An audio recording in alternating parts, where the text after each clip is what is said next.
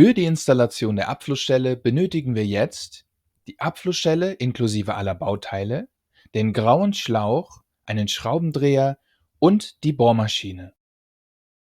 Wir bohren das Loch oberhalb der Wasserkante und nicht zu dicht am Spülbecken, damit das Abwasser richtig abfließen kann und es nicht zur Verkeimung im Schlauch kommt. Unser Tipp: Bohrt das Loch erst mit einem kleineren Bohrer leicht an, bevor ihr mit dem großen Bohrer fortfahrt. Achtung! Bitte bohrt vorsichtig und achtet darauf, dass ihr auf der anderen Seite des Rohres nicht hindurchbohrt. Wir entfernen überschüssiges Material am Rohr, um eine möglichst glatte Oberfläche zu schaffen.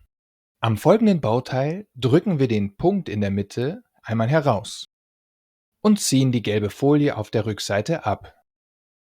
Dieses befestigen wir mit der klebenden Seite auf der Innenseite der Abflussstelle, und zwar gerade und so, dass beide Löcher übereinander liegen. Die Mutter aus dem Lieferumfang schieben wir ca. 3 cm auf unseren grauen Schlauch auf und führen diesen durch die Öffnung der Abflussschelle. Von Hand drehen wir die Mutter auf dem Gewinde fest und nutzen den Maulschlüssel abschließend zum Festziehen. Unser Tipp: Steckt die Schraube auf der Schlauchseite durch die Öffnung an der Abflussschelle und setzt das Gegenstück auf. Die Mutter drehen wir leicht von Hand auf, sodass die Schelle fixiert ist, aber flexibel bleibt, um sie um das Abflussrohr legen zu können. Den grauen Schlauch stecken wir durch das Loch am Abflussrohr. Wir nutzen die zweite Schraube und stecken sie durch die Abflussschelle, um sie dort mit der Mutter von Hand zu fixieren. Mit Hilfe des Schraubendrehers können wir die beiden Schrauben jetzt gleichmäßig und abwechselnd festdrehen,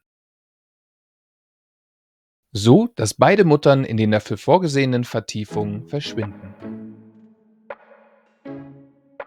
Die Schlauchverbindung zum Abwasser ist jetzt hergestellt. Machen wir gleich weiter mit Video Nummer 3: Installation des 3-Wege-Wasserhahns.